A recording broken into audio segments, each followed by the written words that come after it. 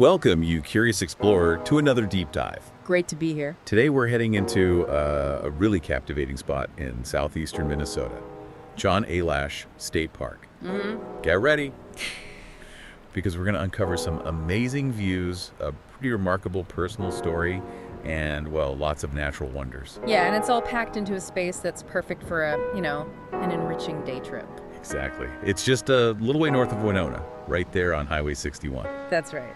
And like you said, it might seem small on the map, but the experience it offers is, well, genuinely rewarding. Especially for listeners like you, keen on digging into the stories and the science behind the places we explore. Definitely. This one's got a bit of everything. Okay, so let's start with the name. John Latsch. Who was the man behind the park? Right. So John Latsch, he was a pretty significant figure in Winona, born back in 1860, made his fortune as a wholesale grocer. A businessman, okay. Yeah, but he's really remembered more as a very influential conservationist. People described him as humble, maybe a bit eccentric, and incredibly charitable. Humble and eccentric sounds interesting. What got him into conservation then? Was there a specific moment? There absolutely was, and it's quite a story. He was out canoeing on the Mississippi, and a sudden lightning storm blew up. He tried to pull ashore for safety, but the landowner actually refused him shelter. No way, turned away in a storm. Can you imagine? But that negative experience kind of lit a fire under him. I bet. So what did he do? His immediate response was, well, decisive. He bought that exact piece of property. Just like that? Just like that. And then, crucially, he donated it to the state. Wow.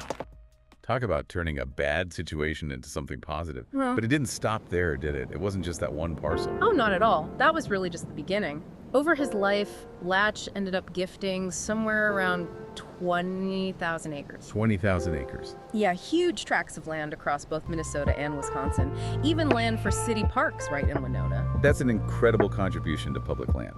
It really is. And it all stemmed from that one moment on the river.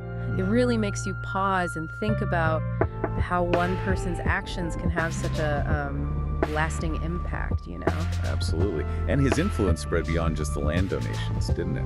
I read something about him inspiring others. You're right. His dedication really resonated. A key example is a man named Will Dilg. He was a businessman from Chicago, loved fishing up near Winona. Okay. And he was so inspired by what Latch was doing that Dilg went on to found the Isaac Walton League. Ah, the Isaac Walton League. That's Yeah. a major name in American conservation history. Exactly.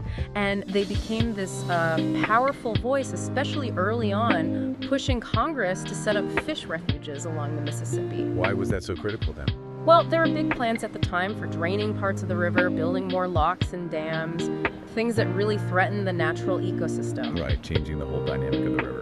Precisely. So the League's advocacy, their push for policy changes, really laid the foundation for a lot of conservation successes we benefit from today. So there's a direct line, almost. You could argue that, yeah. I mean, the National Wildlife Refuge system we have now, all 562 of them, owes a part of its existence to the vision of those Isaac Walton League founders. Wow. Who, in turn, drew inspiration directly from John Latch's pioneering work right there on the Mississippi. That's incredible. From a canoe trip in a storm to national policy. Okay, so Latch himself is fascinating. But the park itself, the scenery is stunning, right? Yeah. Tell us about the geology. What shaped those bluffs? Oh, the landscape is dramatic. You've got these bluffs just soaring more than 500 feet straight up from the Mississippi River. Tough, right, could you? Yeah, and geologically, what you're seeing are the ends of ridges, basically. They've been cut off by deep gullies carved out over time. Imagine, like, fingers of land pointing towards the river. So they weren't always isolated bluffs. Exactly. The tops of these bluffs are all at roughly the same level as the surrounding plain stretching west. And if you look near the crests, those high vertical cliffs, they're made of the same limestone layers, the exact same ones that cap the bluffs all the way from Red Wing, Minnesota down to the Iowa border. So it's a continuous formation, geologically speaking. It was. These layers were originally flat, horizontal. They stretched right across the current river valley into Wisconsin, and of course, across the gullies within the park itself. So what carved it all up? Water. Immense amounts of water over a very long time.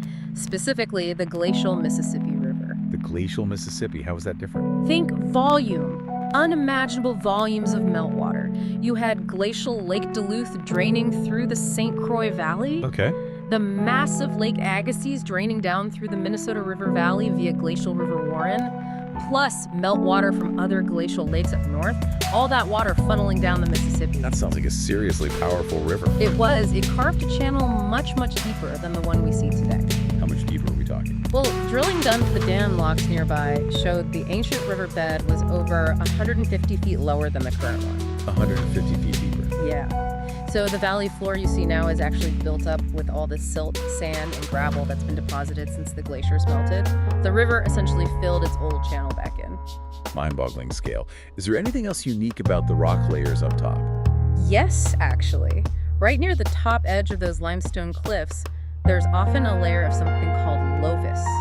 L-O-E-S-S. Loess. What's that? It's basically wind-blown silt. Super fine particles, like dust almost. Wind-blown. Not river sediment. Nope, carried by wind. The source was the fine debris, the rock flour, left behind as glaciers melted. The wind picked up this dust and deposited it across the landscape. Glacial dust, carried by wind, forming part of the bluff top. Wow. What's it like? It tends to be yellowish, not layered like river deposits. Texture-wise, it's finer than sand, but coarser than clay, made of tiny bits of quartz, feldspar, other minerals. And it has a special property, right? It does. What's really interesting is that even though it's just silt, loess can stand up in really steep, almost vertical cliffs. You see it in road cuts sometimes. Fascinating stuff. So these bluffs tell quite a geological story. And they were important landmarks too, weren't they, for riverboats? They absolutely were. The three main rocky bluffs in the park, they have names: Faith, Hope, and Charity. Faith, Hope, and Charity. Nice. Yeah. And for the steamboat captains navigating the tricky currents and bends of the Mississippi, those prominent bluffs were crucial visual aids. Real lifesavers, probably. I can imagine. And the park trail goes up one of them. Yeah. Charity. That's the one. The Riverview Trail climbs Charity Bluff.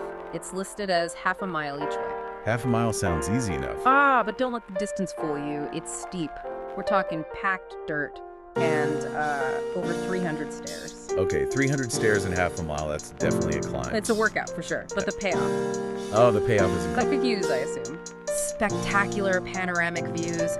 You see the whole sweep of the Mississippi Valley, the wildlife refuge below, walking down number 5. It's just breathtaking up there. Sounds like it's absolutely worth the climb. Yep. Good footwear is probably essential. Definitely recommended. It's a strenuous height. Okay, shifting from geology to biology. What about the plants and animals? It's on the Mississippi, so I'm guessing birds are a big deal.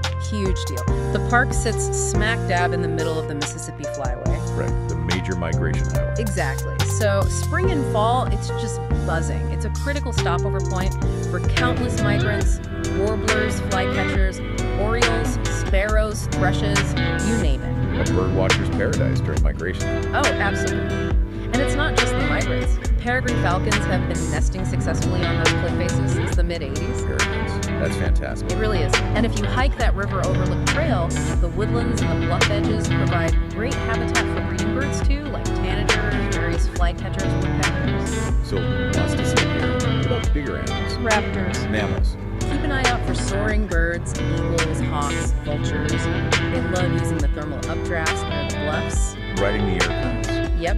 And on the ground, you might see signs of, or even spot, coyotes, foxes, opossums, definitely white-tailed deer, with the tracks along the trail. Always exciting to see wildlife signs. Okay, let's talk practicalities. If someone wants to visit, what amenities are there? Is there camping? There's a nice picnic area down at the base of the bluff. It's got tables, fire rings, even a grill. Perfect for a break before or after the hike. Sounds good. But no overnight camping within this park itself. Correct. No campgrounds in John Latsch. For that, you'd need to look at nearby parks. Like Whitewater State Park? Exactly. Whitewater is close by and has more facilities, including a visitor center and naturalist programs, which this park doesn't have. Good to know. Is there an entry fee for Latch? Nope. Another bonus, a vehicle permit is not required for John Latsch State Park. That's great. Any key rules? Pets, firewood. Standard stuff mostly. Pets are welcome, but they have to be on a 6-foot leash, and you need to clean up after them, of course. Right.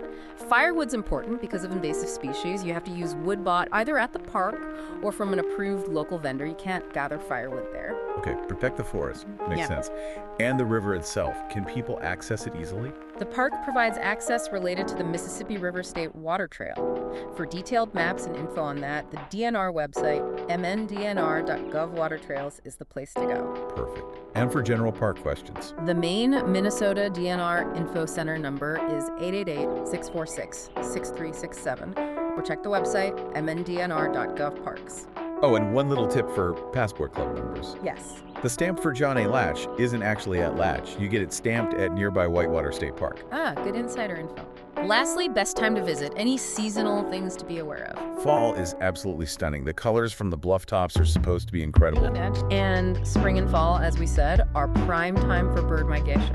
Just remember, the terrain is steep, and it doesn't have the extensive trail systems or amenities of some bigger parks nearby, like Great River Bluffs or Frontenac. So manage expectations, but expect great views and a good climb. Exactly.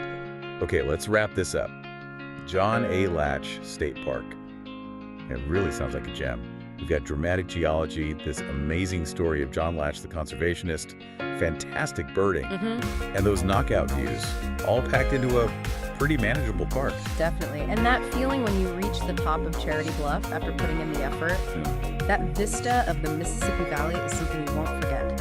So for you listening, if you're looking for a rewarding day trip in that part of Minnesota, maybe something that combines history, nature, and a bit of a workout, John A. Latsch sounds like a perfect candidate. Yeah, maybe even pair it with a visit to Whitewater or Great River Bluffs for a fuller regional experience. It makes sense. And it leaves us with a thought, doesn't it? Reflecting on people like John Latsch. His impact is still felt today, preserving these spaces for all of us. Right. It makes you wonder, what small actions could you take in your own community to support conservation, to help ensure these kinds of places are around for future generations to explore and appreciate? A powerful thought to end on.